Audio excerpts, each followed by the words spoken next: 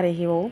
ఇప్పుడు చెప్పబోయే శ్లోకం విష్ణు సహస్రనామాలోని 44వ శ్లోకము. ఈ శ్లోకాన్ని పూర్వ ఫల్గుని నక్షత్రం 4వ పాదం సింహరాశి వారు ప్రతినిత్యం పఠించినచో సకల దోషాలు, గండాలు, ఆపదలు తొలగి జీవితంలో అన్నింటా విజయం పొందుతారు.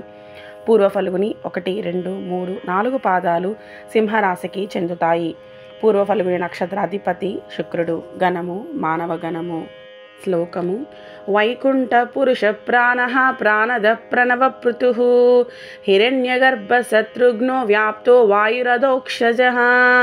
వైకుంఠ పురుష ప్రాణః ప్రాణద ప్రణవ పృతుః హిరణ్యగర్భ శత్రుఘ్నో వ్యాప్తో వాయురధోక్షజః.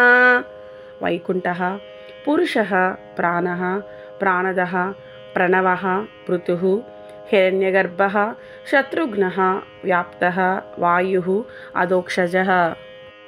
తాత్పర్యం: వివిధ గతుల మధ్య ఉన్న ఆటంకాలను తొలగించి వాటిని కలిపి ఉంచేవాడు, అన్నింటికంటే ముందు ఉనికి కలవాడు మరియు ఆయన అన్ని పాపాలను తుడిచివేయగలవాడు.